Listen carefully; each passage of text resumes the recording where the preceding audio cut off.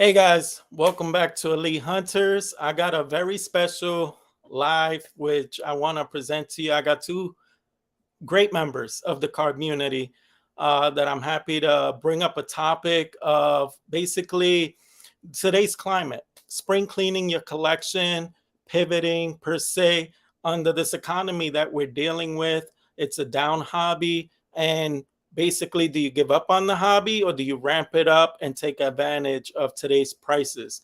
So it's an interesting topic and debate. And two people which I'm going to debate this topic with is, for one, I'm going to bring up my friend Orlando. Hey, Orlando, how are you? Hi, James. I'm doing great. Thank you for having me on. Appreciate it.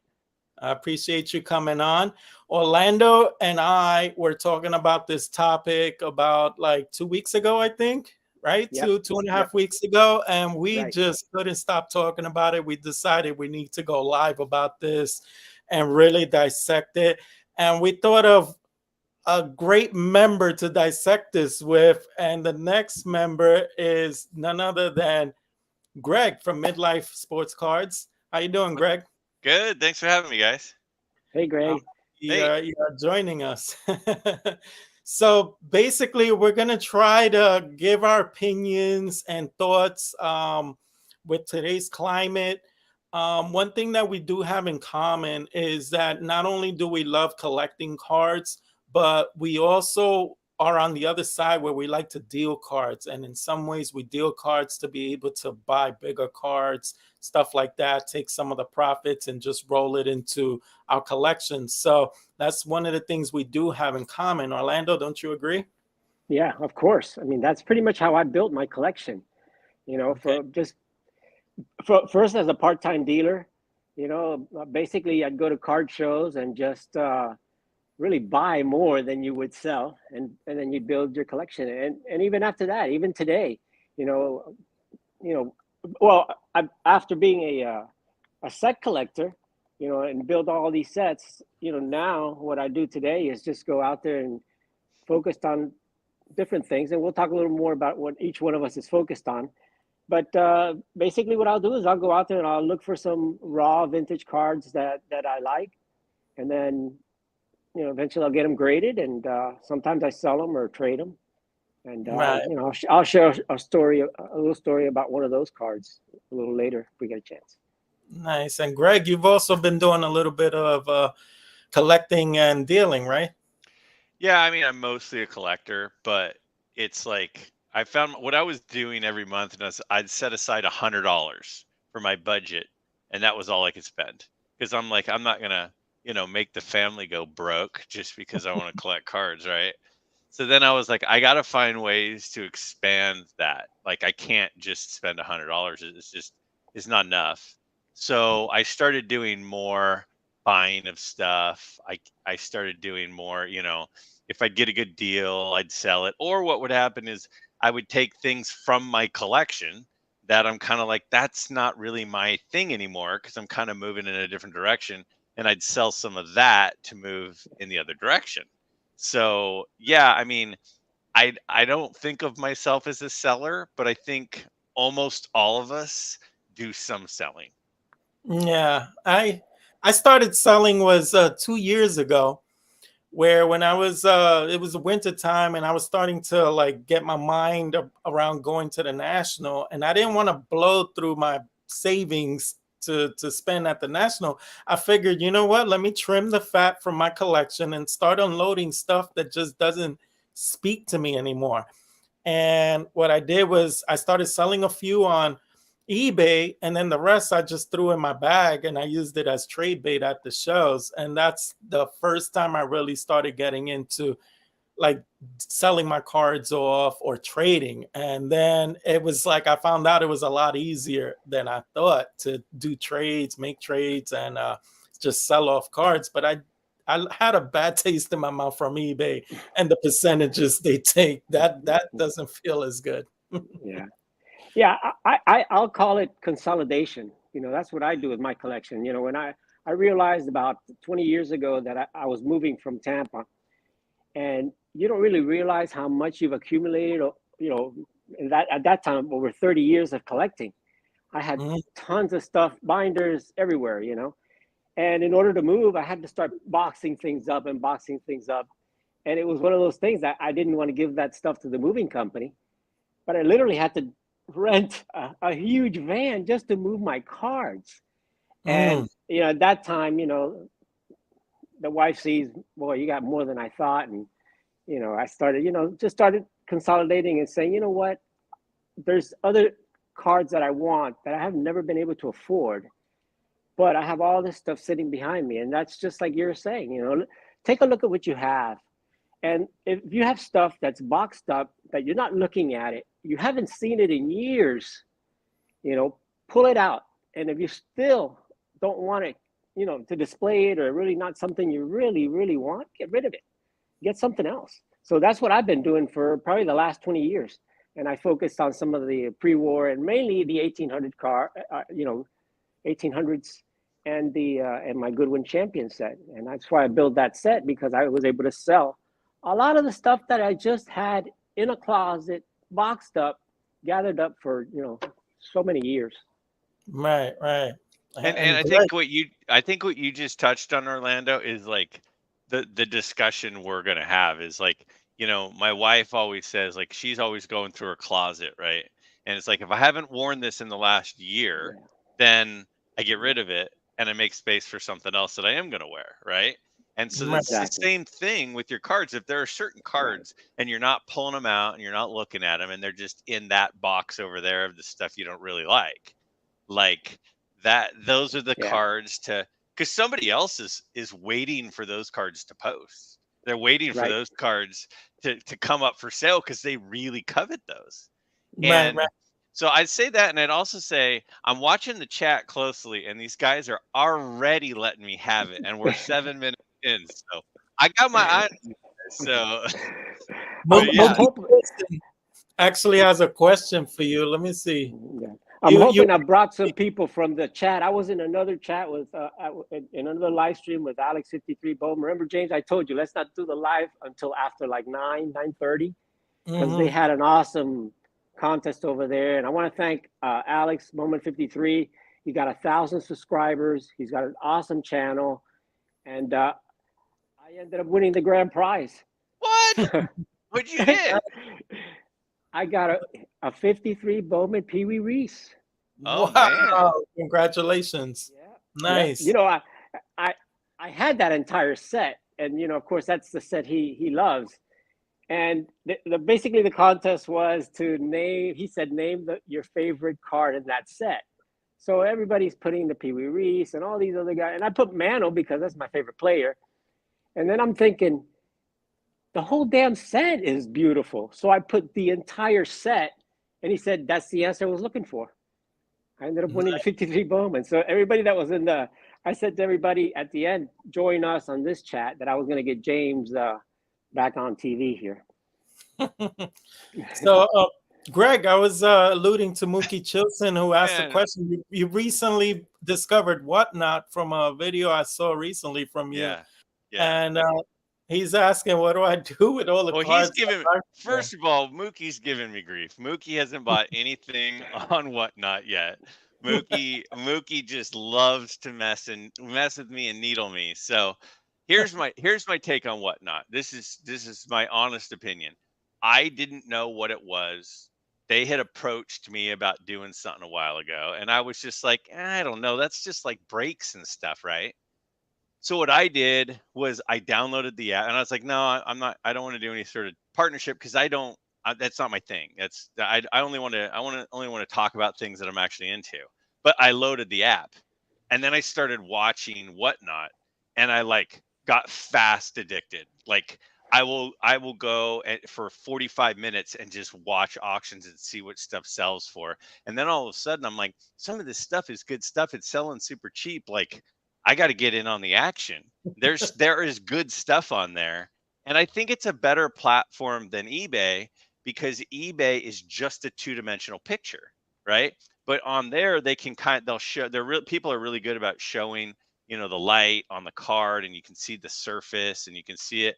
And don't get me wrong, there are going to be people on Whatnot that are not the cream of the crop individuals out there, but those people are on, everywhere. They're at shows, they're on eBay, but there are some really good guys out there. So if you find some dealers that are good guys and they're trustworthy guys and they stand behind their product, like you can get good deals, and it's just a fun way to kind of see what's out there. So he's given me, let's see what he said. Wait a minute, that's not true. You did buy a car?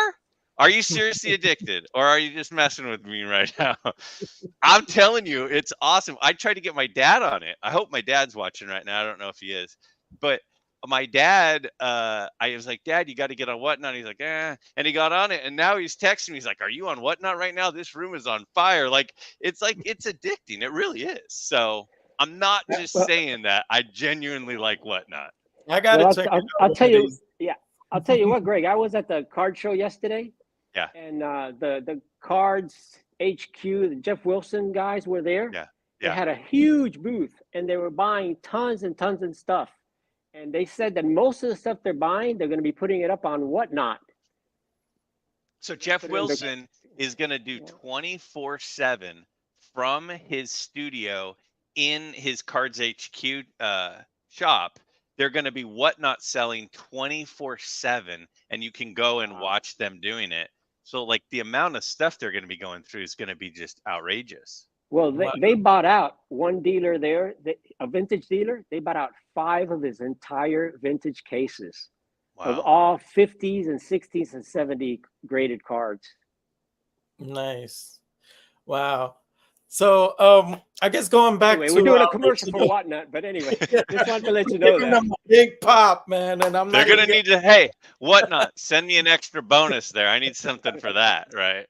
Share it with me, why don't you? Yeah. All right. So going back to what we were talking about, pivoting. My big question to each one of you guys is under today's climate, how are you navigating with these card prices? Some people tend to wonder if they should wait longer because the price is going to keep going down. So if a card's worth 40 that used to be worth 60, maybe it'll be worth 30, and they want to get in really low. Or if they're a seller, if right now they should sell when they're not really capitalizing on what their card truly is worth, or what it used to be worth, or was the market overinflated to begin with? So overall, what are your thoughts? I guess Orlando, I'll start with you. I mean, obviously the market has been overinflated for a long time. I just, nothing goes up that fast, that high, that's not going to take a dip, so that's going to happen. But I think if you stick to, I stick to a certain rule, first of all, and you know me as far as, I'm going to look for a card, and by the card, not the grade, I'm going to look for eye appeal. And, I'd rather get a 4 that looks like a 6. I got a 52 Minoso that's a 5, it looks like a 7. I'll try, I don't mind, I'll get even an authentic card if it looks great, and I know if it's a minimum size or something like that. You save money that way. That's always been one of my things. I want to have a card. I want to have a nice, good eye appeal card. And, I've seen video now that some people are actually cracking out lower grade cards and resubmitting and getting higher grades because, that happens sometimes. Some cards are just undergraded. And so I always look for those type of cards. And then I go for the raw and get those graded. And, a couple of shows ago, I start showing some cards. I picked up this Johnny Mize. Very nice. And it's a beautiful card, and it's really, really sharp. For $60. I mean, for $60, you get one of those, whatever, a blaster or whatever, and this past yesterday, I picked up 2, beautiful pre-war cards for less than $100 each. I mean, look at this 1909 caramel. That's beautiful. Let me bring you It's up. It's a raw. Yeah. It's a beautiful card. It's off centered and stuff. The guy was going to send it in to get graded, but he said, "Oh, it's going to get a miscut." I said, "I don't care. Look how sharp that card is. It's a 1909 American caramel." Nice. And this is George Mullen, and George Mullen is a great pitcher. He won over 20 games. You know, he's one of the few pitchers that actually won 20 games and lost 20 games in the same season. But Wow. you know, and he played with Ty Cobb and Sam Crawford. They were on the same team, and this is 1909 when Detroit was the champion of the American League, and they were champions for 3 years in a row. So he's not a Hall of Famer, but he was the workhorse of the team. And I mean, to pick up a card like this for $90, I thought it's those. That's what I look for. There's a steal. You know, I make it that graded or not. We'll see. I probably will. And then I picked up another one. I have one of these already, but I picked up an Armando Marsans. Screen on that, and that's the night. Yeah, the T207 1912 T207. And What again, back? it's a beautiful, sharp card. It's a recruit. Nice. It's not one of the rare ones. Uh-huh. Still, you know, and it's something that it's my collection, but I could also use it as trade for other Cuban collectors that I know that really want that card. So again, it cost me $90, and you don't have to have a lot of money to go out there and just build a great collection, even pre-war. I mean, they're not very, you know, Hall of Fame type players, but and Marsans, you know, is the first of two. It was a Almeida and Marsans were the first two Cuban players to play in the major league. So they have some history behind them. And that's the kind of stuff that I love. And so that's the kind of stuff I collect. And Greg, how do So you feel about today's climate and stuff? So here's my take. See, it's like when and I have a video coming out tomorrow. I do a thing where I ask questions of people and then people respond and then I go over the responses, and it's super fun because it's a way to connect with people that are viewers and stuff. And one of the things I talk about tomorrow is it's really, really easy to be excited about investing in the stock market during the dot-com boom. And it's really, really exciting to be buying up real estate during the boom we had, 15 years ago, and then the last 2-3 years. It's been like very exciting.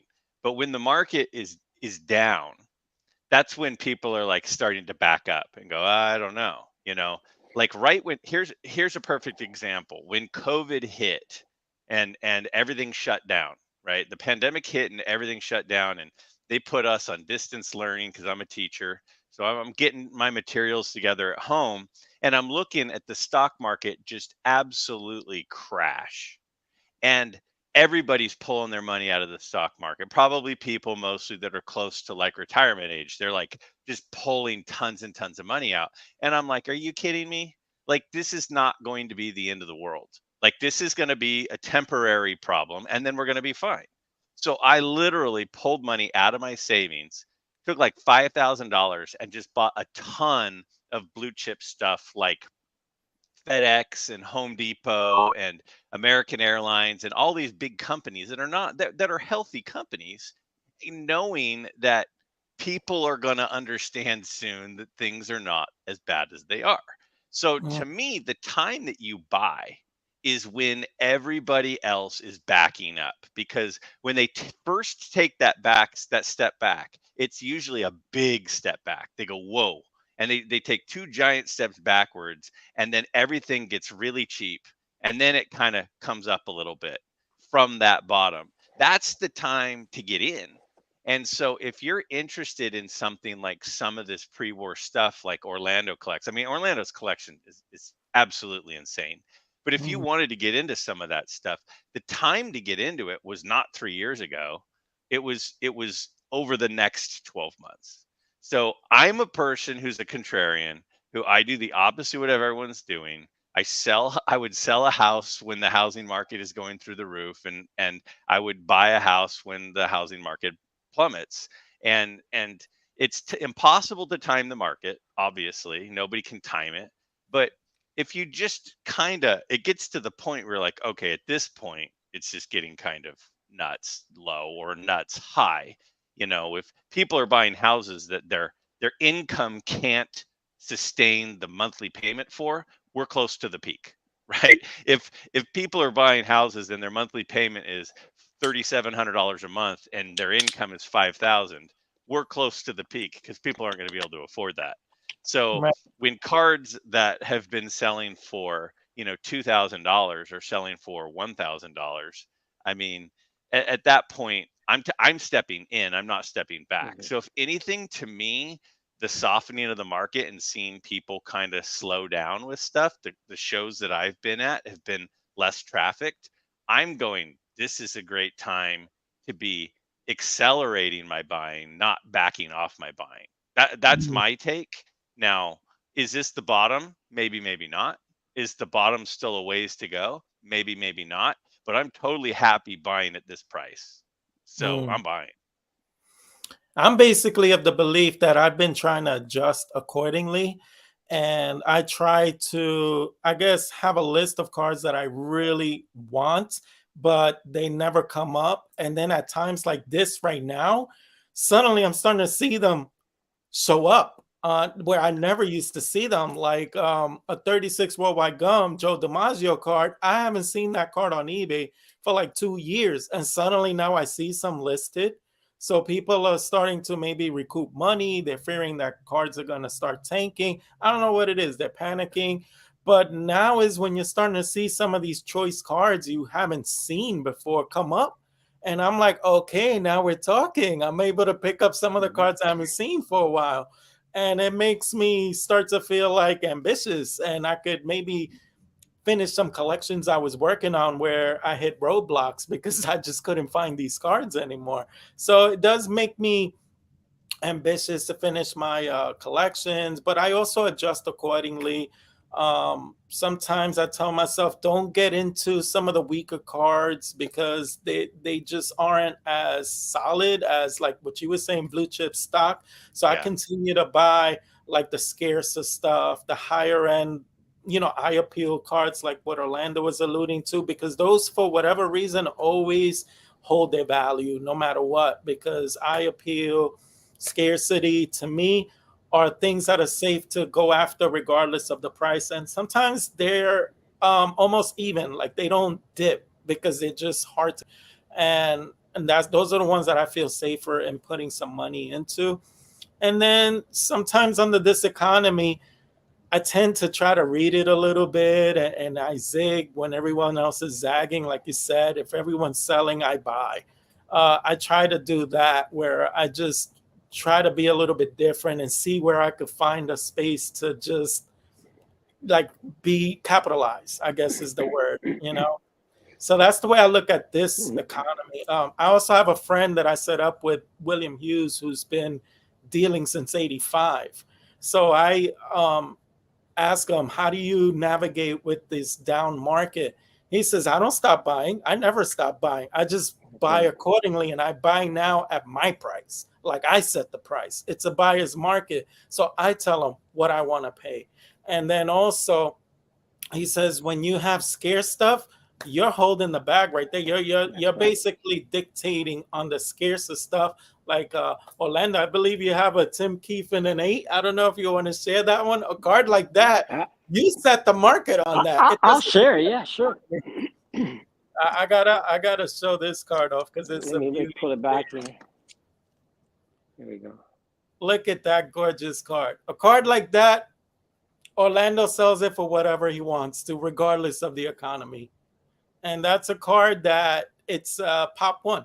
So you basically hold everything. You hold all the cards. Look at that beauty. It's Yeah. like if we go back to the real estate kind of discussion or comparison metaphor, it's like property that's oceanfront in Malibu, it never goes like it never crashes. Like a, sh- an apartment that has a beautiful view of Central Park in New York City, that doesn't crash. So a card like that he just showed, that card's not going to crash. What's going to crash is, a Kevin Durant tops card that there's 80,000 that have been graded. Like that's what will crash. It's just a regular home in a regular neighborhood could go down, but the one that's got the 180-degree view of Central Park, that's not going down. That's not going down. Right.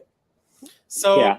So, we were I also mean, talking but about spring cleaning, right? I don't know if you wanted Yeah. to say something else, Orlando. Sorry if I cut you off. Anything else you Yeah. want to say?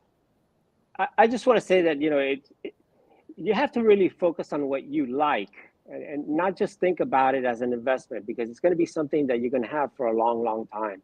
And when I first started researching back in the pre-war cards, and I kind of, I bought a book, I looked through everything, and I ended up going to card shows, of course, and there's one set that I fell in love with just because I just liked the look of it and all that, and that was the one I just showed you, the Right. the Goodwin Champion set. So Mhm. what I did at that time is I just, I felt, oh, other people, if I like it, other people are going to like it. But really, nobody collected it at that time because nobody really knew about it that much. This was 20 years ago, 25 years ago, and that's what really got me into it. I wasn't looking at it as an investment at the time. I was just picking up all the ones I could find, the raw ones, the graded ones that I could find. I would get them cheaper, and because I just love that set. So find something that you really enjoy. Don't look at it as an investment. Think about it that you're going to keep it for the rest of your life. And like I said, I'll probably keep those cards for the rest of my life. But I have seen a lot of collectors right now that are moving their big cards. And when I went to the card show, I always talk to a lot of the dealers like I did yesterday. And I saw dealers, and dealers told me that they're pulling out cards from their own collection that they thought they would never sell. And now is the time that they're selling them. Just the economy is not great, and they do need to move some bigger cards. I mean, that's pretty much the impression that I'm getting from a lot of these guys. Right, right, Yeah, right. I have a funny story about that card show. So it's in Tampa, right, Orlando? It was in Palm Beach. Palm Beach.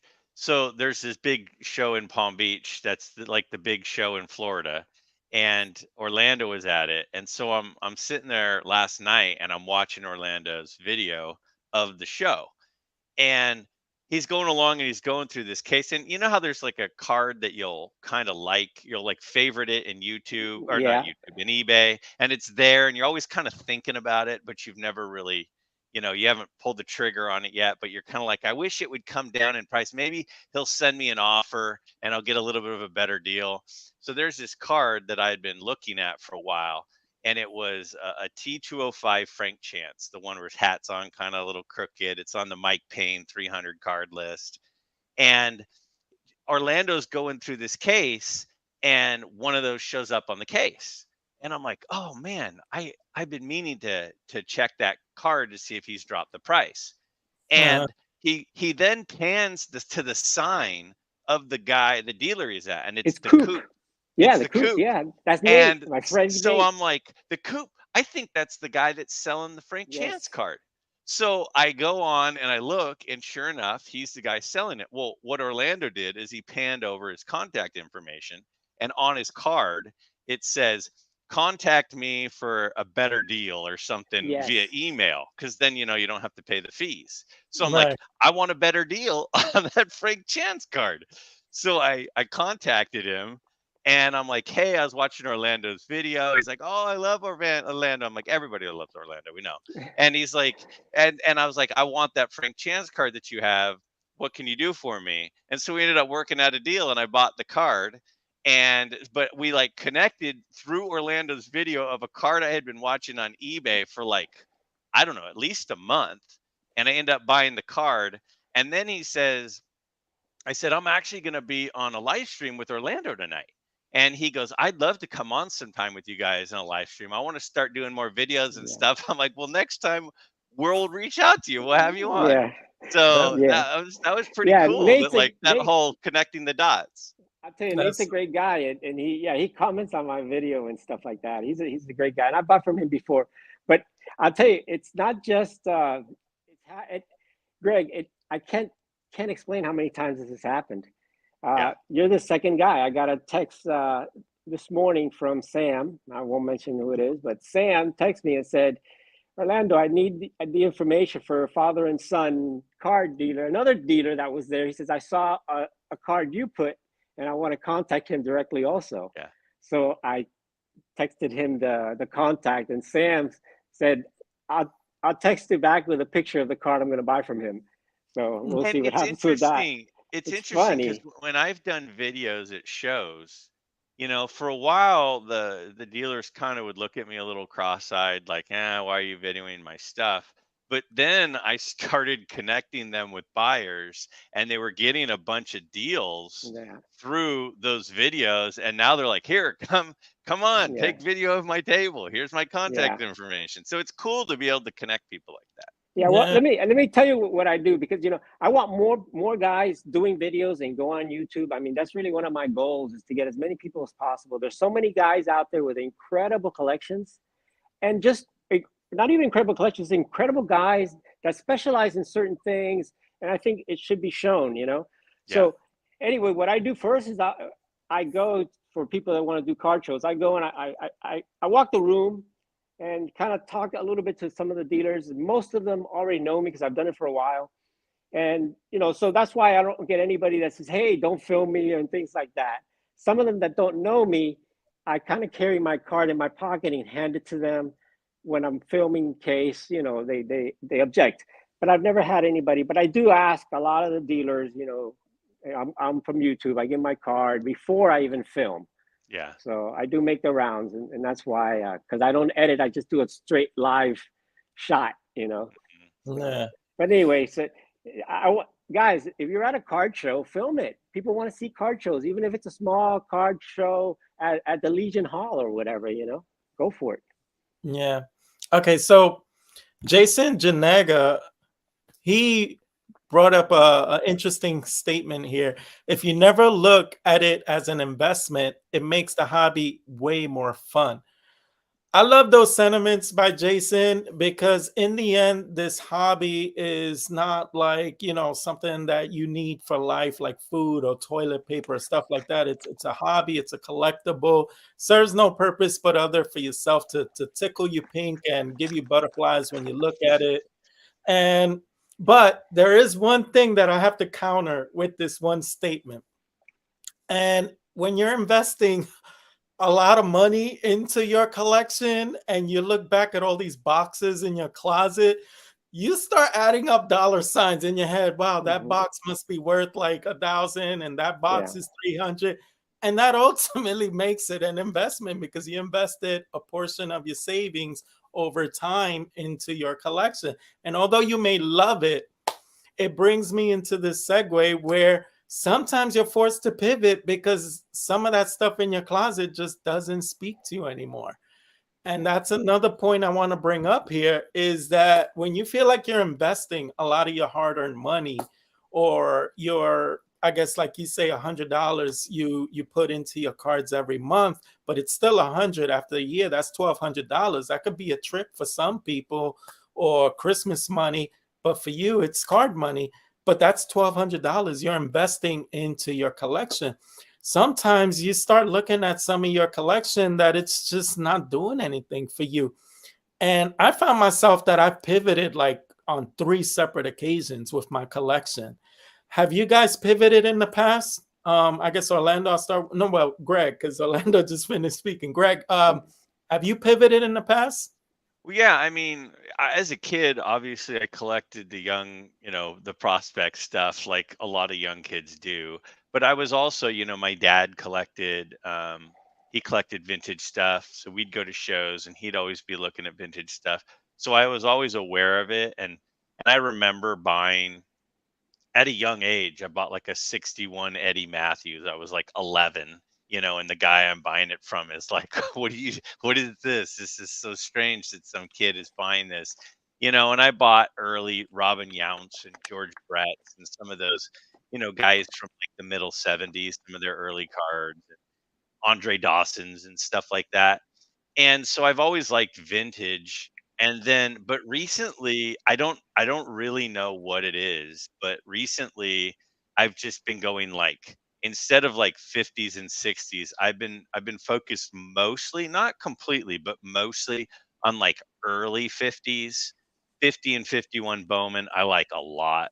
Um I have a few here. I have and but like this card, I'll just give you as an example. So this This is a 1950 Duke Snyder, and it's a 3.5. Now, the thing about this card that's crazy to me is this is Duke Snyder's second card. It's his second year card. And I got it in a 3.5 and it was like $100, for example. And it's just like, I don't understand that. This is, I've shown this card on my channel. So this is, I love this Larry Doby 50 and 51. It's the same pose, but this card is a 2, but it's like perfectly centered. It's got a little wrinkle in the top of it, but it's a beautiful card. And you're just like I love that stuff because it's not just a baseball card, it's a piece of art. It's like art. And so it's, I have the 51 as well. I'm not to, you don't have to keep switching to me if you don't want, but so I started going to like the No, I 50 love that set. Those moment. are beautiful cards. Yeah, here's a Monty Irvin rookie in a That- 3. And it's like I love this stuff because the beauty of the cards. And I'm not just a baseball card collector. I know Mangini's in here somewhere. He was giving me grief a while ago about my love for vintage football. But there's a 3rd-year autogram, 1952 Bowman autogram. That, I mean, look at the eye appeal on that card. That card looks sweet, and it's a 4. I mean, and this card was like, it was under $100.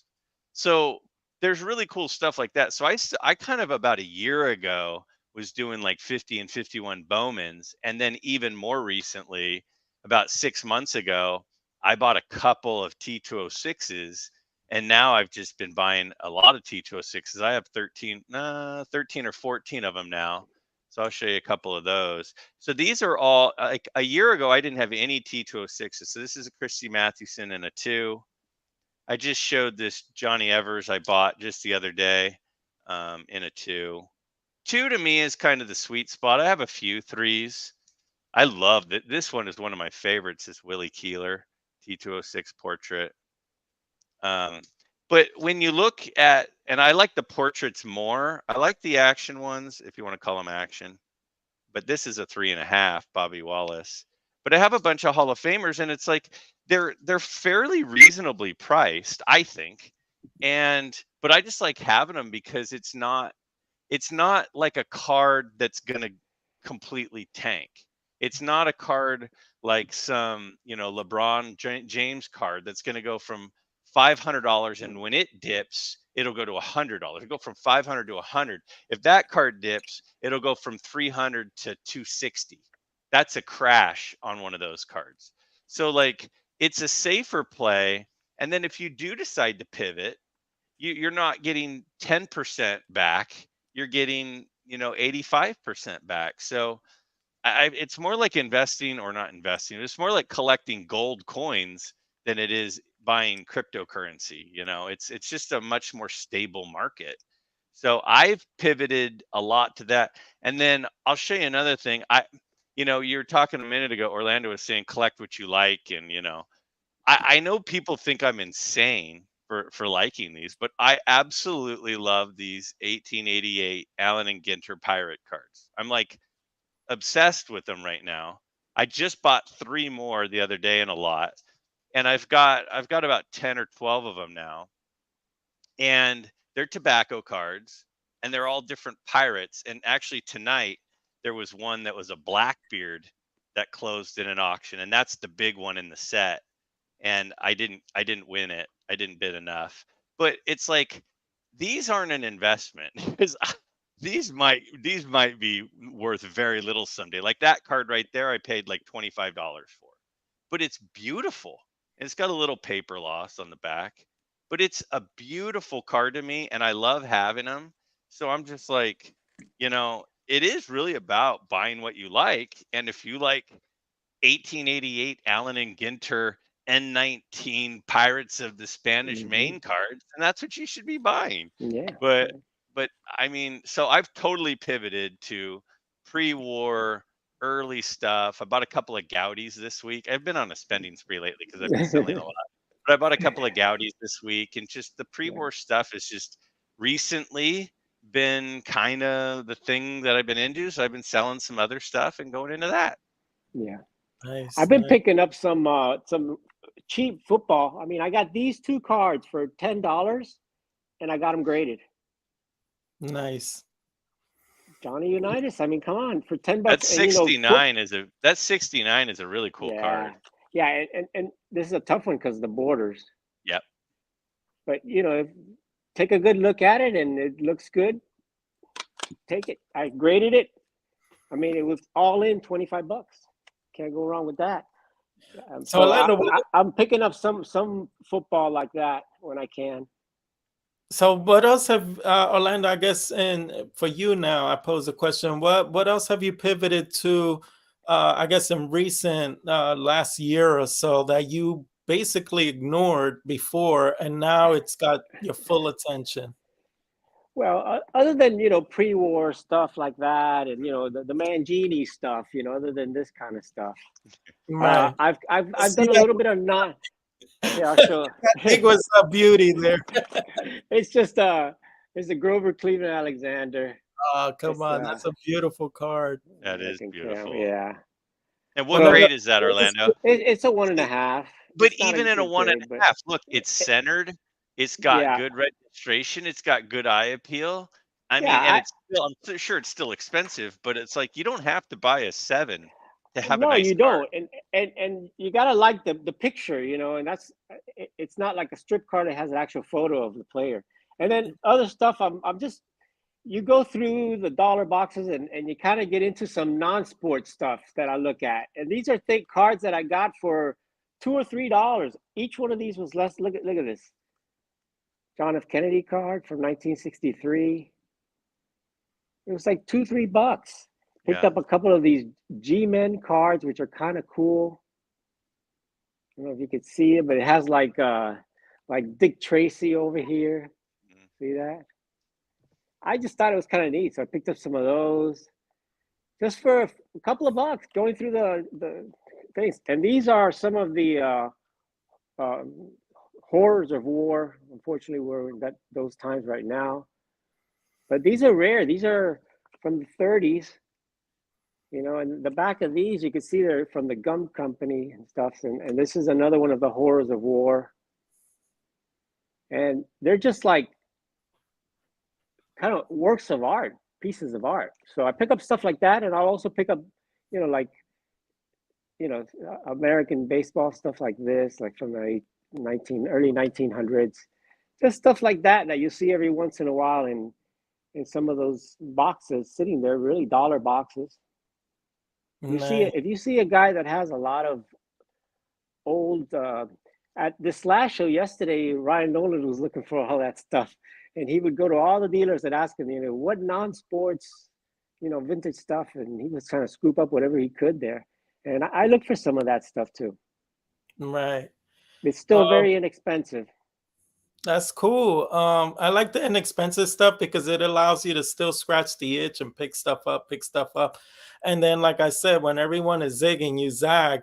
Where everyone's doing sports, you did other things. Like with Graig, he did the Pirates, and then you did like the President or something else, the Dick Tracy. That's really cool. For me, myself, I guess how I've pivoted is before I never used to care for autographs. I always wondered if someone's in a basement just perfecting someone's autograph, and how can you tell if once it passes PSA, it's just good faith. But eventually, I guess I ran out of cards to collect for my collection that some of them were just too out of range, like, $4, $5, $10,000 cards. And then I don't want to have like every key rookie card. It's just, no, some players just don't do anything for me. And then for some reason, I go to Mike Moynihan's house and he's showing me all these autographs. This was like a year and a half ago. He's showing me all these autographs of greats. And it was like, boom, the seed was planted and Mike just did me dirty. I started looking up stuff on eBay. What are these autographs going for? And then what I found out was that on the playing days cards, they spoke to me more because I thought it was cooler to have a vintage card. And oh, by the way, it's also autographed by the player. So I'm going to just show you some stuff that I've been picking up lately. Like in latest show, I picked up Johnny Bench. I picked up some stuff like Paul Molitor. As you can see, it still has a price tag of $30 on it. Enos Slaughter, almost towards the end of his career, but hey, it's playing days. I picked that up. You see the price tag right there, $15. How can you go wrong with that? And then Orlando Cepeda, so forth. I love this card of Raleigh Fingers with showing you the grip on the ball. So I'm still getting a vintage card, but it's got more oomph to it. It's got the garnish on it per se with the autograph. And then these I JSA authenticated because they were a little bit more valuable. So I wanted to make sure that they were authentic. And I found them to be real cool. And these are the ones that are just starting to do it for me now. And I'm Hey, also James, still, yeah, I got a question. Have you done any through the mail autograph stuff? Because not yet. there are a lot of Hall of Famers that sign. Like Juan Yeah, Marichal still signs, and it's like $10 for Juan Marichal. Yeah. they're Like, on my list. I mean, They're Ryan on, Sandberg, Wade Boggs, Andre Dawson. Like, there's a lot of those guys, Yeah. and they're really reliable. And I've had a lot of success. And I'll tell you what, when you start doing that every day, you go to the mailbox, it's a kick because you're like, ooh, what am I gonna get? It's that's pretty fun. I think you should do it. that's the next one. Maybe I'll talk to you off camera and you could give Yeah, me some Yeah. advice on how to go about it. yeah. But overall, this is basically what's been doing it for me Yeah. lately. And then I guess this was a show at a show. I picked this up recently. So if it's not a plain days auto, then I'm just opportunistic. And in this case, this is a 1937 picture of an all-star game with a lot of heavy hitters on there. But as you could tell, there's four signatures there: Hank Greenberg, Charlie Gehringer, Joe DiMaggio, and Bill Dickey. So to Wow. Very nice. those four signatures on one picture, on one piece, is a big deal to me. And I picked this up for a good price. It was very affordable. And I didn't have Hank Greenberg as far as one of my Hall of Fame autographs. So I was stoked to have Hank Greenberg finally scratched off the list. And so autographs are really doing it for me. And then I Yeah. still want some of my Triple Crown winners that I don't have yet. Like I do have some really hard names to find, but other than that, I'm opportunistic. If it just makes sense to buy it, I buy it. Yeah. And then in other cases, like something like this, I'll find something like this in a big bin. Let me show you this here. This was in a $7 bin. And this is actually an ad for Louisville Sluggers. And it has Stan Musial right there, front and center, along with Joe DiMaggio, Ralph Kiner. I looked this up. This thing goes for about $150 to $200, and it's in pristine condition. Look at the corners, no creases. So I bought this because something about this told me it's worth something. And then when I look it up when I get home, I'm Yeah. like, oh my God, this thing's worth like 150 to $200. How the heck did I find this? Yeah. So now I'll just mat it, frame it, and it's gonna be a beautiful piece in my room. So stuff like this, when I find it for dirt cheap, it really gets me going, and I get really giddy about it. And it's not necessarily cards, but it's still something, I guess, like Scott Stukes Curiosities. This is more like Yeah. it's his boat, like really random Yeah. cool stuff. John Mangini also is another guy that something like that really speaks to him. But yeah, now I'm like trying to dress up my room because I have a card room that Yeah. I'm working on, and I'm looking for pieces that I think I could either mat and frame or will look cool if I make a display together and bring it together. So those are ways that I'm pivoting. It's still, stuff that I really like, and they speak more for something that I feel better about investing my hard-earned bucks on. And I Yeah. sometimes trade. I trade stuff that I don't want for stuff that or these stuff that I appreciate more. So it's pretty cool. Yeah. That's that's it's funny because you kind of go through different phases in your collection, and we talked about that before. And at one time, I was really into the autographs, but I was into the Perez Steel autographs. Hmm. So as you know, and baseball, my baseball collector knows, I've got a ton of those from Perez Steel. And in football, I'm still working on it. I it's the Goal Line Art Series, and that was done by Gary Thomas. It's the same concept basically of the Perez Steel. There are people that have gone into the Hall of Fame, and Gary Thomas is the main artist for the Football Hall of Fame. So Hmm. that's one of the things that I've been working on for the longest, really, at this point. And I have over 200, I think it's 226 Hall of Fame postcards signed by the football players, Hall of Fame players. So that's my long term thing. But you know, it, I did at one time have autograph cards, and you go through things that, and me as trying to get other stuff, I end up selling some of that. I had a autograph Al Kaline that I rookie card that I personally had Al Kaline autograph and things like that. And I sold that many years ago, unfortunately. I sold that, I think it was $75. So you take losses and stuff, but you go back and you look and say, you know what, I didn't really want it at that time. There were other things that I really wanted at that time. So, you have good things and you have bad things that happen. But if you're happy with your collection, that's really the key. And one of the things that, with Stooks, every once in a while you go through and you find things. And I found this little Wheaties, the entire box of Wheaties it's a little mini box of Wheaties. Hold on one sec, I'll take it out. It's like a little mini box of Wheaties, the whole box, you know, and it was $5. So it's something that just caught my attention because I saw Stooks and other guys having the little things. So, but one of the things you have to be careful about, guys, is FOMO. The fear of missing out, going down a rabbit hole that you're really not 100% sure you want to go into, because later you're going to end up dumping all that stuff. So I'll pick up little things here and there, and yeah, I'll pick up. I got this in a trade. I got this Carlton autograph card. I got that in a trade. Not something I was really looking for, but I had an opportunity to get it. And I figured, why not? It was a trade deal. But be careful going down rabbit holes that you really don't see long term for your personal collection. I mean, you want to try to invest in that, and that's I don't do that, but so I do pick up a little bit here, a little bit of that, a little bit of this, and a little bit of that. But I'm staying focused on my main thing. My big money goes down that pre-war lane.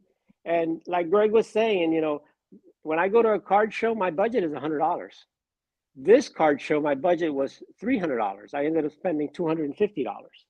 So because it was the biggest show here. So it's not like I'm doing a lot of money, but I do bring cards and I do some trades whenever I can.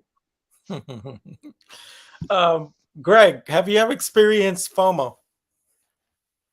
Oh man. I think we all do to a certain extent. I'm trying to think of a good example.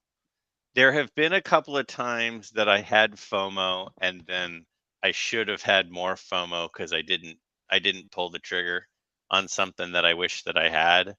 Um, my dad, when I was in college, my dad was at the National, and he would call me each night and tell me, what his pickups were.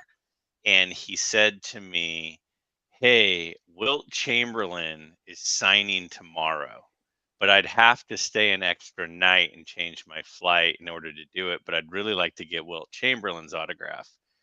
And Muhammad Ali was signing the next day. Wow. And I said, "Well, if you stay, I think I might want you to get Ali's autograph for me."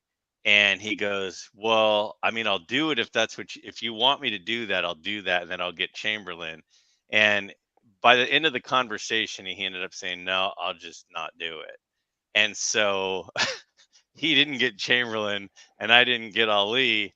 And I was thinking to myself, is this going to be the last chance to get, because part of the experience for me, because I've done in-person autographs before, like I got Mantle, I got Yogi Berra, I got Ted Williams, where I was there. I got Whitey Ford. I got a bunch of guys, and it's part of the experience is like sitting across the table, and like you remember it. As a kid, my guy was Roger Clemens, and I mean, I remember like it was yesterday, waiting in line, getting all the way to the front, shaking his hand as a little kid. Like I remember all that stuff about all those guys. And so part of it, I think the reason that I wasn't like, I got to get this Ali is because I wasn't going to be there. So it was just like I would get it, but I wasn't there. And so, but I did have in the back of my mind, Ali's getting old, his health is declining. There's not going to be a ton of opportunities. And so yeah, that was a tough one. When we look back, that we could have gotten Yeah. those two and didn't. Yeah. So sometimes when you have FOMO, you should, because you might actually, miss That's out. true. So, um, but there aren't a lot of times that I look back on that, and part of it I think too is because like when you think about like Orlando just said, I sold this card for or an autograph for $75, and I look back and go, but the thing that you have to also keep in mind is you bought that set, you spent that 75 on something else, Yeah. and that thing that you bought for 75 maybe turned into a couple of cards that you ended up with this other thing that now you love.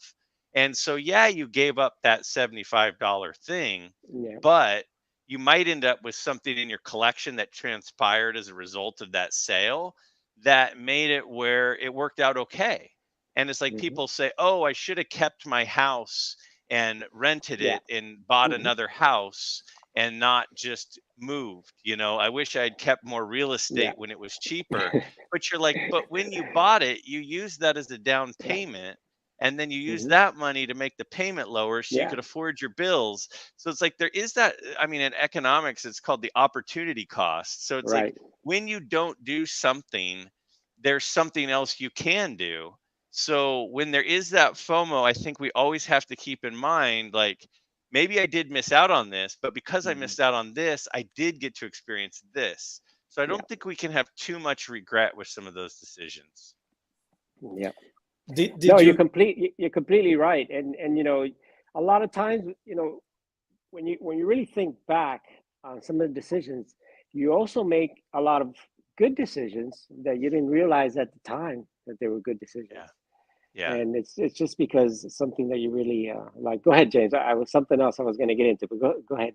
What No, were I you going to guess say? a piggyback question to, I guess, FOMO would be, is there anything, I guess, Orlando, that maybe you traded away that you regretted afterwards because maybe you still wish you had it, or now you're looking to replace it and you can't Yeah, find it? Is there yeah. anything like? That's not that I can't find it, but going back to selling some of the stuff there that I had three Jackie Robinson cards.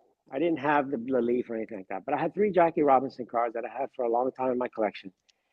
And when the price shot up, I sold those cards.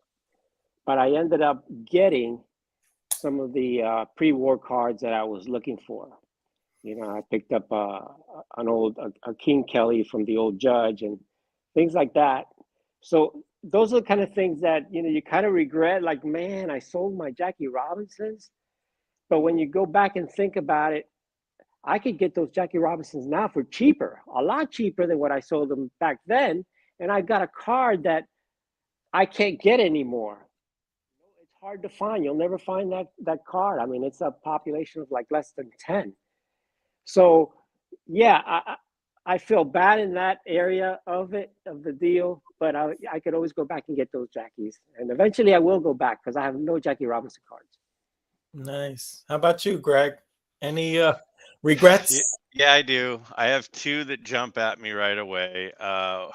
One, one of them that is like twisting the knife when I think about it. But I had I had one of the sheets of the original blueprints from Yankee Stadium. So Ooh. Yankee Stadium had, probably 500 blueprints of the actual architecture with the actual chalk marks on them and notes on them to design the original Yankee Stadium, like over 100 years ago, Yankee Stadium. And I had that, and I bought it for really cheap. I bought one page of it from a person who, like, the city like decommissioned them, and the person ended up with them and had a bunch of them, were selling off just page at a time. And I paid very little for it. And I ended up selling it for like, 7 or 8 times what I bought it for. And I really would like to undo that deal. um, and then another deal I did, this was a more recent sale, but something I kind of go, should I have sold that? I think I'm okay selling it because of what I sold it for and everything. But when the Boston Garden closed down, they took the chunks of the floor and they cut them up and sold. And the Boston Garden, the actual Celtics franchise, sold the pieces of the floor. And I had a piece from the key, so it was a green chunk, and it was about that Wow. big, and it was signed by Larry Bird, and it was numbered to 133, and because Wow. he was number 33. And I had that for a long time, and it just kind of sat in the corner. And I mean, it hung on the wall, but I didn't really seem to appreciate it like maybe I wish that I had. And I was there were some cards that I wanted instead, and I ended up selling it, kind of right about when all of that, COVID money was going out. People had all this money, and it sold during that time. And so part of me is kind of like on that one, kind of okay with it. But that one, I sometimes wonder, should I have done something different or not? But Mm. those are the two things that I've sold. So no cards, but those two items I have some regret on. Theo Clemente Collector just brought up you sold a Dream Team ticket. Can you? Okay, Yeah. so that's not Elaborate on exactly that? true. That's not exactly true. So this I don't regret at all.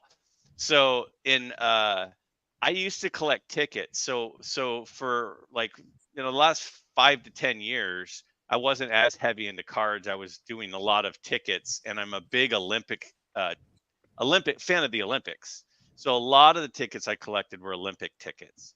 So there was like, I mean, at one time I had a Reggie Jackson 3 home run World Series ticket, and I had a ticket from when Jesse Owens won the 100 meters in Berlin. And, it's like I had a bunch of different tickets. And one of the tickets that I bought was a 1984 Olympic um, gold medal basketball game ticket that was unused.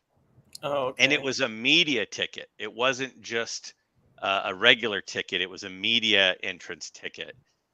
And when I bought it, the guy had, how like sometimes on eBay you can click and it'll say like quantity that you want? The guy had like 10 or 12 of them. And I bought it for $8 or $15. I can't remember which. No, I'm sorry, 10 or $15. And I just threw it in my closet, and I didn't think anything of it. And then when I was moving out of, because I was always kind of into cards still, but I was also heavy into tickets. I started moving out of tickets. I pivoted from tickets back to cards, and I'm like, I'm going to sell off some of my tickets. So I was going through looking up what they were worth. So I type in 84 gold medal game, Michael Jordan, because that was when he was out of college, in the Olympics in LA. And I look up into somebody was selling one in a PSA 10 for $150,000, or $125,000. Now that was the asking price, right? And so I'm like, oh my gosh, like this guy had like 10 or 12 of them. I paid like $10 for this. I have to sell this. So I listed it, and long story short, I ended up selling it for a lot, like a couple thousand. And but I took that money, and I don't regret that at all, because again, I spent No. like $10 on it. Hopefully the IRS isn't watching. And I took like the $2,000 and just put it straight into cards. So when I was pivoting out of tickets back toward more heavy into cards and less into tickets, I still like tickets, and I still have a few, but it was like this big shot in the arm to get me going again. So it Well, wasn't technically a dream team ticket, but it was it was a Michael Jordan. It was, it was pretty cool. Now, follow-up question to that. Yeah. Now you only see electronic tickets and email tickets or whatever. Do you think actual hard copy tickets are something that in the future are going to be really more collectible because you just don't see them anymore? I personally have always thought ticket stubs were extremely cool because we talk about a hand signed card is cool because the player held the card. That's why we don't want a sticker auto. That's why we want an actual on card auto. It's because the athlete held the card, and that ticket was in the stadium when that event happened.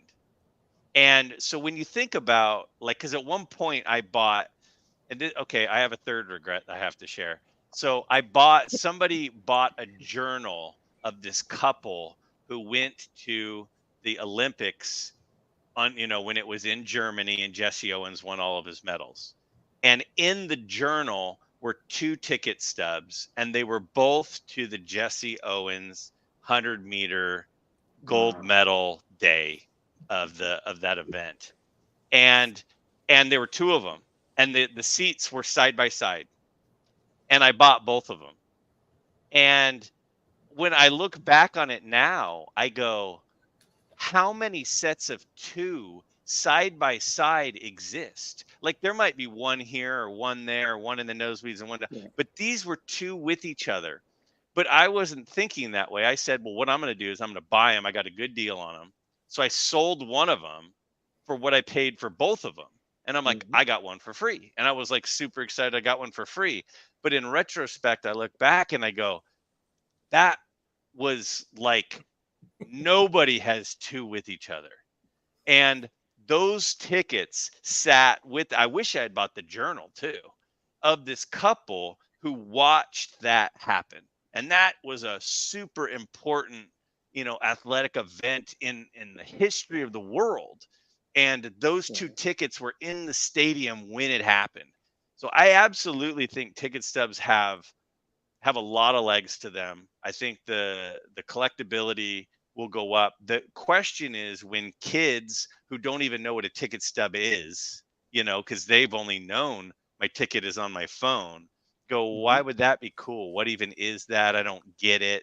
Like that might be something that might be a problem for it. But for me, I think ticket stubs are amazing. Yeah. Now, let me tell you, a lot of people do collect ticket stubs. And, I used to go to a lot of events. I used to be season ticket holders with the Marlins and stuff like that. And every time that the Marlins, they were not that good. So they had a few times that they pitched no hitters against them. And I was there and I had those tickets, two tickets, like I wrote 10. And I remember one no hitter. I don't remember who pitched it, but I sold each one of those tickets for $175. And I do keep some tickets. Like I have tickets I saw Miguel Cabrera when he hit his first home run. And I was also in the World Series game where he hit the home run against Roger Clemens. His first World Series home run. That's dirty, Orlando. And I got two tickets to that event sitting right there. So anyway, but yeah. I'll say this though, but here's a perfect example. So in the playoffs when Jeter had his flip play, right? In Oakland against the A's at home plate with Jeremy Giambi, and Posada tags him out. My dad and I were at that game in Oakland because, I live in Northern California. So we went, and we're Yankee fans. So we went to that game, had that ticket stub. I'm a pack rat, so I kept the stub for years, and I ended up selling it for a lot. But my dad and my brother went to the game this year with the perfect game at Oakland. But wow. They were electronic tickets. So there's no ticket stub. And I mean, how many perfect games are there? So my dad was in Oakland for the flip play, and I had a ticket for that. And then they were at the perfect game, and there are no ticket stubs. So like you were just saying, you sold the no-hitter ticket stubs. There are no ticket stubs for that perfect game. So it's definitely a changing thing, My thing is, it's very it's a niche collector base, and to set a price on something is the weirdest thing because there's hardly any comps. And like recently, I had someone selling me the game where Nolan Ryan took Robin Ventura in a headlock and beat him up. He had the ticket stub to that game unused and signed by Nolan Ryan. Yeah. And he told me that if I wanted it, it's mine for $1,000. And what he'll even do is he'll frame it and mat it with a picture of Nolan Ryan and Robin Ventura in a headlock. And I didn't know what to make of it. I'm like, is it really worth $1,000? I don't know. It's a cool item, especially if it's matted up and everything. And then I approached Mike Moynihan. He was like, I think that's not worth more than $300. Don't bother with that. And then I let it go. I don't know. Did I make a wise decision? Who knows? But well, Moynihan always asks for deals anyway. You know how he is. He doesn't But pay I have sticker. seen never. But I've seen a lot of dealers specializing in that lately. I've seen a lot of, like, one guy had the Dolphins, the first game of Dan Marino, autographed by Dan Marino. I've seen the John Montana, the first game. A lot of those tickets like that, people are paying big money for those tickets. Yeah. And I've seen a lot of that lately. So, it's a niche, but it's just the same as autograph vintage cards. It's also kind of a niche. Pre-war is also a niche, but you got to pick the lane that you're going to really enjoy, and, if you pick the right cards in the right conditions and stuff, investment wise, you'll end up making some money in the long term. What I love about this community is I can sit here with you two guys, and we're sitting here with a conversation about spring cleaning our card collection, and now we're all in on ticket stubs, and we can just take that rabbit hole. We can jump down that rabbit hole, and it's a blast. That's the beauty of this. I love it. But but then I could say I got some ticket stubs I could sell you, or trade for some pre-war cards that you have. Some we need to plan this better. Wait until I accumulate some ticket stubs that I can then sell. Pump and dump alert. Pump and dump. Pump and dump. James, I got a nice Cepeda rookie auto that I could trade. Wow. No. I gotta put that up. Wow. That's gorgeous. Yeah, no, I won't trade that one. But hey, you never know. It's not something I'm really, really that much into. As far as autographed vintage cards, I do have the other stuff autographed. But it's just everybody has their own direction. And just don't go crazy getting too much too quickly. Take your time and just study and read and check out other people that have, and ask them. I can't tell you how many people have written to me and asked me questions on the Goodwin Champions set and cards and advice. What do you think of this? Is this a good deal? Whatever. So reach out. We got a great community, guys. You can ask anybody anything, but make sure it's something that you really like, and take it slow, because I've seen too many people just go ahead and go full blast, all in, diving into the deep end. And then they're like, what did I do? So that's pretty much some of my advice. It's slow and steady wins the race. I'd rather be the tortoise than the hare. Nice. I've been advice, Orlando. Yeah, I've been trying to be calculated, like what you're saying. I guess to sum it up in one word, be calculated with my pickups lately. And in some cases, I'll pick up something that I think might be worth more than what I gave up, like in a trade. So it just makes sense from a value standpoint. But is it something that ultimately is something I want to hold on to? Sometimes it's no. But then I use that with more value to get something that is of greater value that now I don't have to pull out all that money to get. In one case, like Greg was saying that he sold a few things or traded a few things and he got something. You were saying something about like the market. You sell a house that's going up in value, but now you wish you still had the property. Like I have let me see. I have a card like this. I'll show you real quick. So this card, like 2 nationals ago, I went nuts for because it was part of my Triple Crown collection, and it's a sharp, beautiful example of Christy Mathewson. And then it's also an old mill back, so it was a scarce back and a really beautiful example of Christy Mathewson. But what I moved to get this were cards that I valued also. But then the one thing I told myself was a bunch of $300 and $500 cards I can replace a lot easier than having to save up like 2 grand for this card. And at the same time, I gave up a lot of value. I gave up, I don't know, something like $2,500 in value of cards, and he had this for about 2,500. So we almost did like sticker value for value. And then Lou Rock was there. He remembers all the details. He filmed it. But I don't regret it because without giving up those cards that I still valued, I don't end up with a card like this with a scarce back, which to me this is the icing on the cake to get a scarce back. And it's going to be something I'll probably treasure for a long time. And I'll eventually try to get those other cards back. Have I found them yet? One of them was a 33 Gaudi Lazzeri in a 3. Very beautiful, like sharp registration and everything. Every time a Lazzeri comes up, it looks like it's in a 1.5 or a 2, range. And I'm like, no, I keep comparing it to what I used to have and I don't want it. So I haven't found the cards to replace it with. And who knows, maybe it'll take a lot longer. But sometimes you just love what you got out of it and you treasure that also. You were Oh, able funny, Jay, sorry to interrupt, but that to. card has an emotional meaning to me. Why? Why? Why? Because that's the first card when I first met you. That's the first card you showed me because I had the Tris speaker with the polar bear back, and you said I got a Christy Mathewson with an old Bill back. You remember that? Yeah, we were That was sitting at the airport and we at were the just airport pulling talking out about. cards left and right.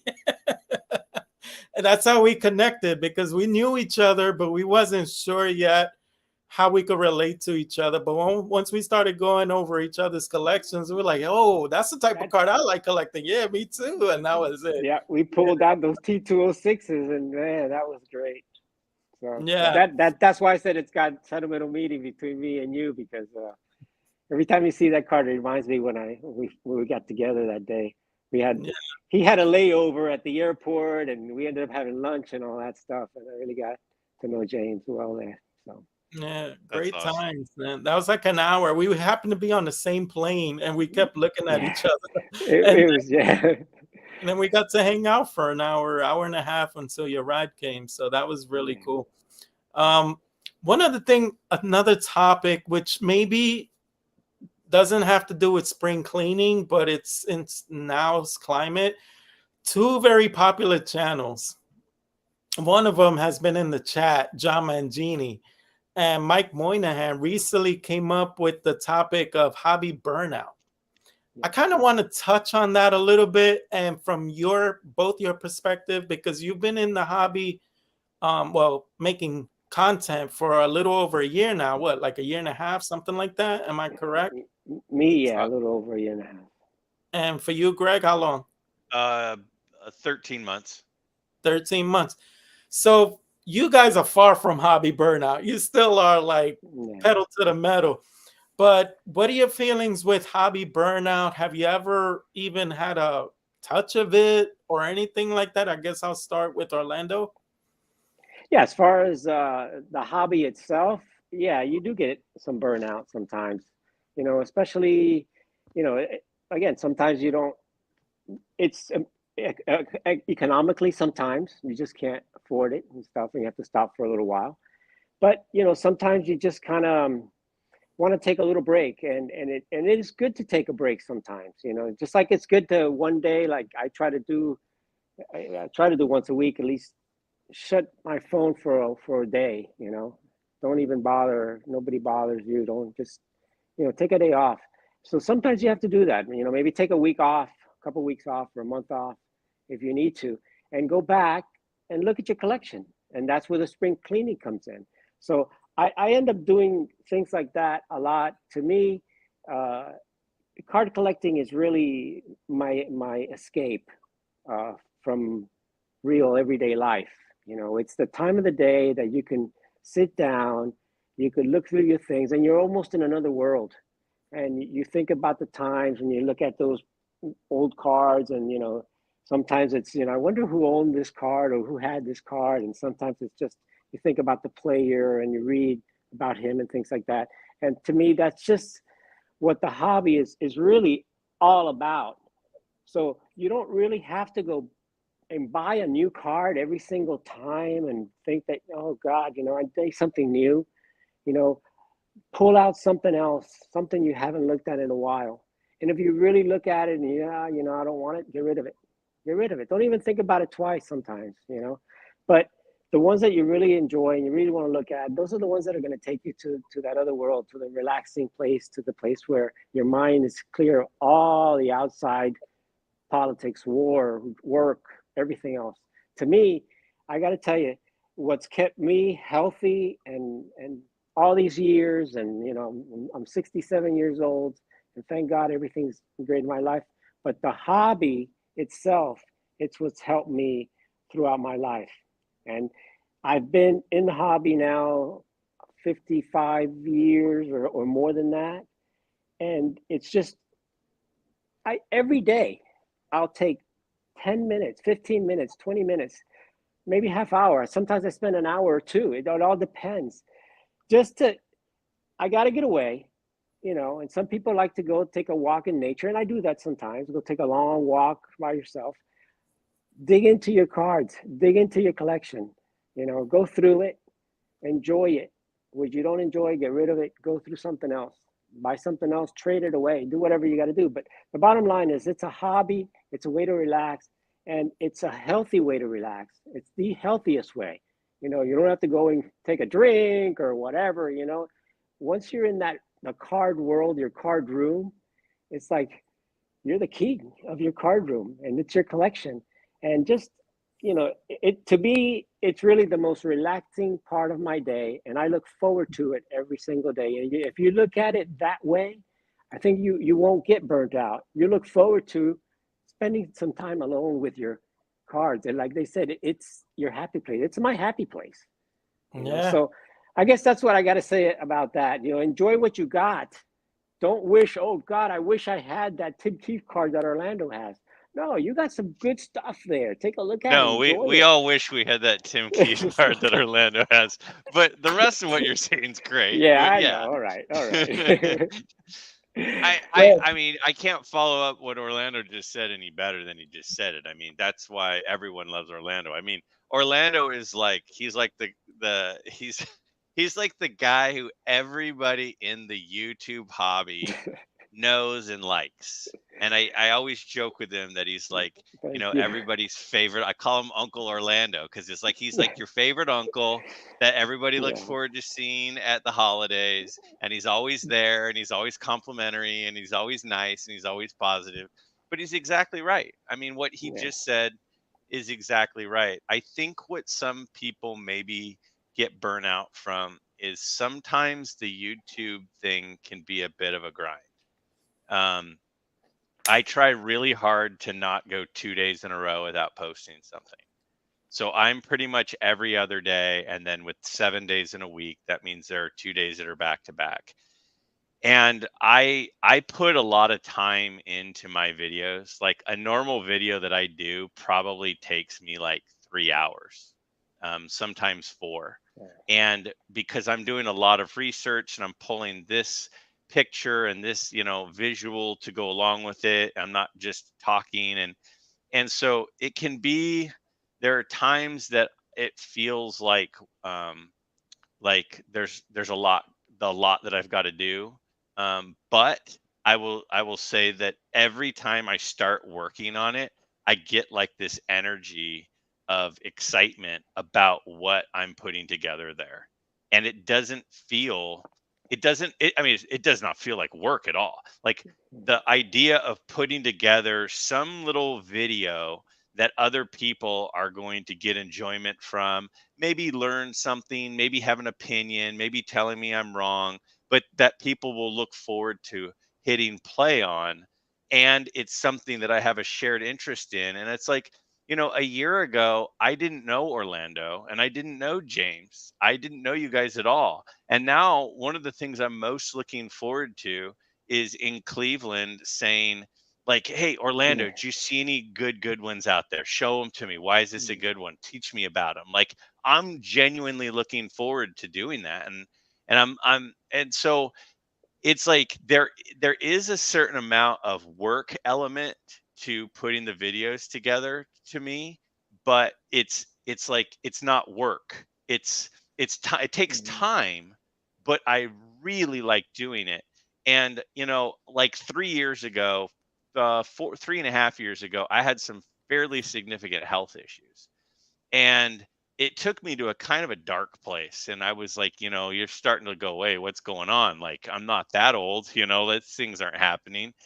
And what happens is like, and then COVID hits, and there's all this trauma with that for everybody. And I just got so sick and tired of thinking about these places where your mind takes you. And like Orlando just said, you have wars going on, you have, scary things, you got economy things, you got job things. I just want a place that's like a different world that I can step into when I have free time, because my mind never shuts off. And the only way I can distract myself from those crazy things is with something else. And so I get so much energy and so much enthusiasm when I get to hang out with you guys. I mean, I've been looking forward to this all week. Yeah, hanging out with you guys for an hour and a half talking about cards. And that's where my empty mind time is spinning about instead of all this other stuff.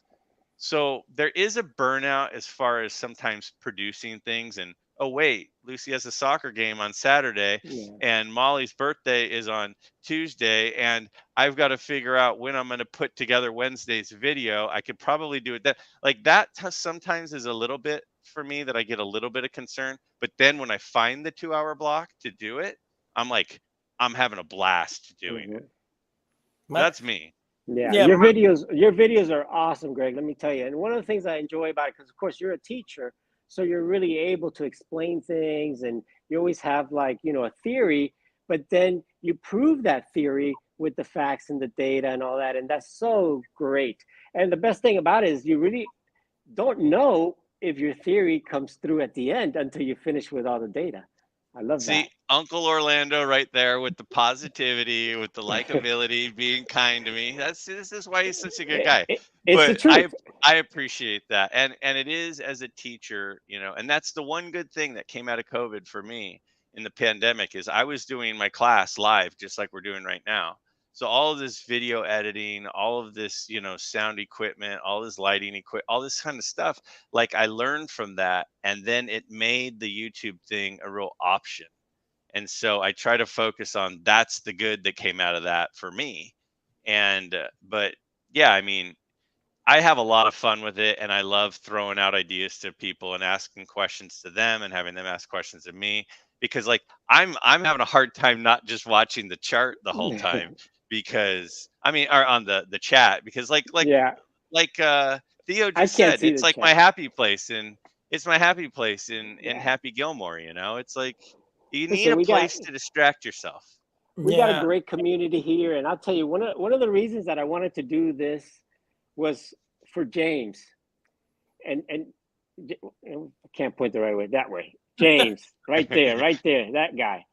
Because we've been talking, and we've been talking about burnout, YouTube burnout, hobby burnout, and I've wanted James to do more videos, because James is awesome when he does his videos. And I know it takes him a long time because he edits and all that, but the stories that he does, the different, things that he does, like the categories and stuff like that he does, well, it's just great stuff. It's very similar to Alex Bowman 53, that kind of stuff. And I love that. And Terry also does that kind of stuff. And James kind of has gotten to a point where he has gotten a little burned out. First, he's got other stuff, right? You got, life stuff to worry about. So, my advice to James is that I just come out and do something. When I'm looking at my cards, you know, I came out with I didn't really realize that I've done a video 14 days in a row. I didn't even realize until a couple of days ago when I look back and I'm saying, oh shit, you know, look at all this. I didn't realize that. But you know why? Because I just made a decision that, you know what, I'm going to pull out some cards, and what I'm going to do is, as I'm doing some things, I'll just film a little bit of it. You know, I'm going to spend some time with my cards. I'm going to film it, and I'm doing a hanging out with my cards, you know, series episodes. So I've done 3 hanging out with my card episodes just to hanging out with my cards. So you know, you don't really have to have a real. Just do a quick 5-minute, 10-minute video, James, just to kind of stay in tune with the community and just you know, get some feedback. Because some of the best thing to me, the best thing about doing my videos is the comments that I get. Oh yeah. You know, and it just makes you feel good, and it's a good day when you get somebody like a John Mangini commenting on my video. Yes, you know, it's awesome. You know, I love that kind of stuff, and it's just, you know. So I'm telling you, James, stick with it. Come up with something that, you know, even if you take 2 minutes out of your day and do a quick shout out, quick stuff, you know, sometimes I have nothing to do, and I'll figure out, okay, I'm going to do some shout outs to some channels that have not much. Like today, let me give a quick shout out to Hammer 44, the best video of the week. He put it out today, earlier today. Check it out, guys. Hammer 44's video on a story of his 1967 Clemente. If you haven't seen it, you got to see it. It's one of the best videos. I call it the video. It's the video of the week. All right, nice. Sorry guys. I just wanna, I guess, touch on that subject with the hobby and burnout and such. I probably wasn't experiencing burnout. It was more finding time with my busy life to do the quality of stuff that I'm used to doing, which is researching and editing and all of that.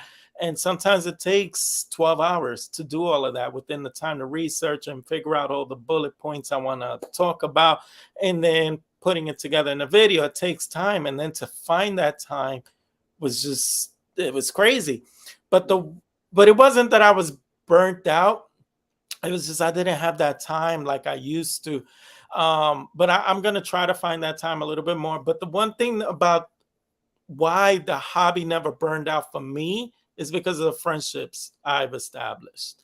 And that is one thing that I can't put a price on.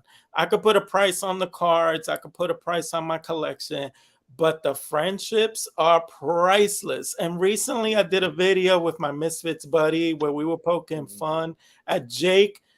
And to me, that is the most fun I've had in like a year's time of making a video, because everyone was so into it. And everyone's asking me, am I done with the video? Because they're just as excited as I was to get this thing up. And then finally, when it was all together, and then Jake sees it, he couldn't stop texting me because he was like, dude, that was so hilarious. I couldn't stop laughing. So just everyone was seeing it and laughing and then putting their 2 cents in. And that to me just spells the hobby itself, the friendships. And that's what I take away from this. You guys talk about the commenting. When you do a video, you look forward to the commenting. In the end, that alludes to the friendships. Right. And then people that I haven't met before a year ago, like now Graig and I are friends, and we have things in common. And Godlike Collectibles, he's talking about, we recently spoke.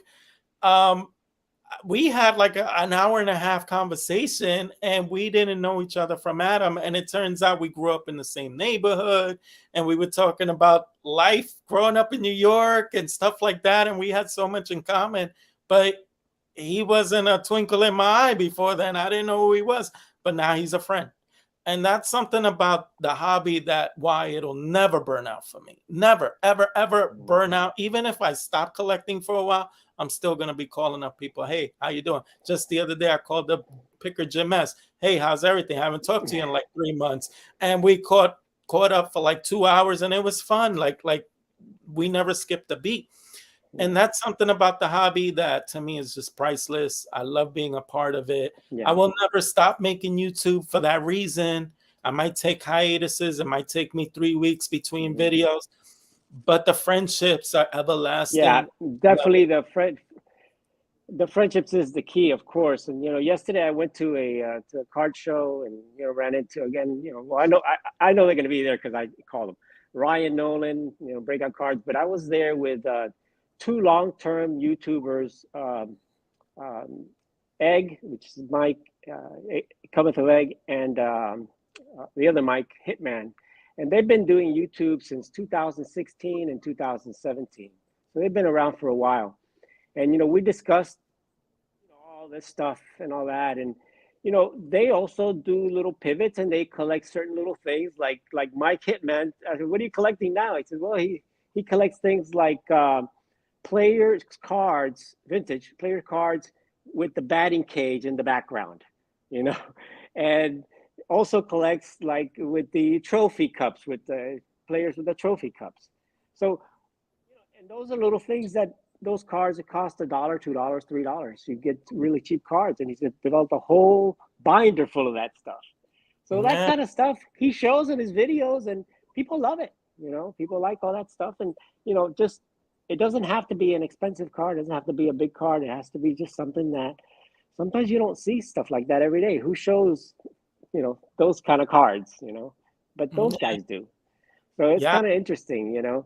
I Um, I recently, I guess going to that, I recently got into a new rabbit hole, which I created myself, which was eye appeal cards for each Hall of Famer. And I'm mhm, working on that series with Terry. And that was something I never thought about doing until I got my card room going. And when I told myself for my card room, I want to represent each Hall of Famer, but I don't want to put their key rookie cards up there because what if some sunlight gets in there and fades the cards? I don't want to put autographs showcase for the same reason. But you can come up with like these type of cards. I'll just share real quick. These cards are very inexpensive. This card probably cost me like $3, but it's a gorgeous card. I've shared it on mhm, the video.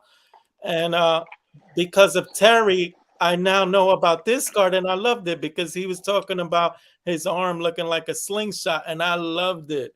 And very inexpensive card of Burt Blauleven with a unique mhm, blow in the bubble in the dugout card. And all I did was wait till I found one that looked like near mint, centered, pounced on it for like yeah, $5. Very inexpensive, cool looking Ted Simmons card where he's looking very stoic with his gear. I love the black in the background, which just lets him just pop out and come to life in that pose. And he looks so serious, like he probably just went through a tough game. These cards just do it for me. And then in the yeah, 90s, you got inserts where look at that border, that it's yeah, just a gorgeous looking card of the Big Hurt. And these are cards where you don't need to break the bank. They just cost a dollar, yeah, $5. mhm, But man, you could put together a nice collection of which you never yeah. even thought about doing. And it's just, it speaks to you a Yeah, I lot. mean, there's a guy that collects all the leader cards, and stuff like that. I mean, it's all cool stuff like that. There's people that collect the All-Star cards, and I mean, there's so many different things. I have the 59, so I should pull out, that has all the maze catch and the home run with the mantle. I mean, the 58 set has some beautiful All-Star cards also. I mean, so just some great, great stuff that you can just collect those subsets, and they're beautiful cards. You don't have to go and go crazy, but there's a lot, just so much out there. I mean, look, I collect the Cuban guys. I got all these Miniminosos from all of these. None of these were more than $15. This one was $15. I just got it, but these were all like $10 or less. So pick a player, somebody that you like. You don't have to get them all in PSA 9s and 10s, but if you look for some good ones that have great eye appeal, like this Minoso that is nice and sharp and nicely centered, pretty well centered. I mean, for less than $10, eventually if you want to get it graded, you can get it graded. But pretty much that's what I do. I like to just go ahead and get the card raw, and then if I want to get it graded, get it graded. I'm sorry, I'm messing up your stuff here. No, no, I'll I show. wrong This is an button. honor. This is an honor that just commented. Hammer 44. This is in honor of you, Hammer. He gave me this card. Nice. Just want to thank him for that. I don't think Hammer's given me a card, so. I'm waiting for mine too. What's going on? I'm feeling left out. He's a great guy. I met him at the National. We spent some time together, and we walked the floor. And just an awesome, awesome guy. He, he kind of didn't want it. Was kind of hesitant on starting a channel, and once he took off, his videos are just. I'm telling you guys, one of the best out there. They remind me of James' videos. Yeah, similar to James. Really. Orlando, I gotta point out something. You just showed that 1960 Minoso. You remember I told you I was hot for a Minoso autograph, and I showed you one, and you told me you should get it. I ended up buying a different one, though. I bought a different one. I bought this one with the red autograph, as you could tell right there. And then I got it JSA authenticated afterwards.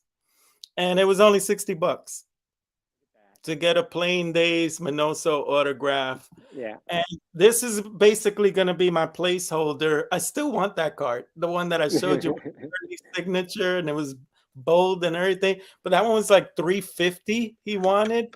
So that was it in a 53 Bowman. Yes, it was 53 Bowman. Yes. Yeah, it was similar to mine. Yeah. Very similar. On the bat. Yeah, I don't know if yours had it on the bat. You sent it to me. I remember seeing it. I sent you the picture, and then the signature was earlier, so it looked a lot more loopier and everything. And that's kind of why I liked it, was because it's an earlier Minoso autograph, but $350 was like, yikes. So I settled for $60 to get him autographed. And eventually I have him on my watch list. If he brings his price down to in the 200s, maybe I'll shoot him. It's not bad. Mine was $275. Okay. Yeah. And I got it raw, and I got it graded. Yeah, man. I mean, Minoso was one I was really trying to scratch off the list because I really love his autograph, and I love your card. But that card. When I saw that one right along the bat, I just had to get it. Well, listen, man, we've been on for an hour and basically almost 45 minutes. Man. So I don't know. Should we like make this a cutoff point right now? And I don't know. Whatever you want. I say we do it to be continued, and we continue the conversation another time, because this is too much fun not to keep doing. It was fast. It didn't even seem like an hour and 45 minutes, basically. We can do it again, James. We can have like a series every few weeks or something like that. Definitely. I'm game for everything. You know me. Yeah, and maybe there's space for maybe one more guy. So maybe we could do a threesome with well, hey, whoa, that sounded not too good. Wait. Well, look for another word to describe. But anyway, on that note, it's probably too late, and my brain's not functioning as well. But yeah, I have fun, man. I love dissecting this topic of the current climate and basically pivoting with confidence and still collecting. And then there's plenty of ways to collect, as we've shown you. We enjoy from inexpensive cards to stuff that still speaks to our collections. And it's okay not to always pull out money. You can trade up, sell cards to use for other stuff that you want. And in the end, just enjoy it. Jason Janega kept alluding to the fact is it's a collection, it's a hobby, it's not really an investment. And yes, that is true. Don't look at it as an investment, because when things go down, you're gonna feel like you have egg on your face. This should be something that you treat as your escape, like Orlando said. It should be for fun, something that speaks to you and you identify with, and you don't look at it as dollar signs too much. It's just more of, this is what you love doing. And with that said, I guess we're going to do a part 2 and maybe in a month or so. And I'm gonna enjoy having both you guys on again, man. Thank you for joining me, Orlando and Greg. Please go subscribe to them if you're not subscribed to A Collector's Dream and Midlife Sports Cards. Very great members of the community, and I'm so happy to have had you on. Any last words, guys? Orlando? Thanks a lot, James and Greg. It was really, really fun. Let's do it again sometime. Yeah, Yeah, Greg? same thing. Thanks for having me on, James, and always love hanging out with Orlando as well. So it's a couple of great guys to spend some time with. So if I'm available, I'm in. Thank you guys for joining me. This was man, such a blast. We got the holidays coming up, so we got a lot of stuff to really talk about in the future. Maybe a wish list that we want to try to work on for the holidays. So with that said, I'm going to wish everyone happy hunting when it comes to cards. I want everyone to stay safe and be blessed, and I'll see you on the next one. Bye, guys.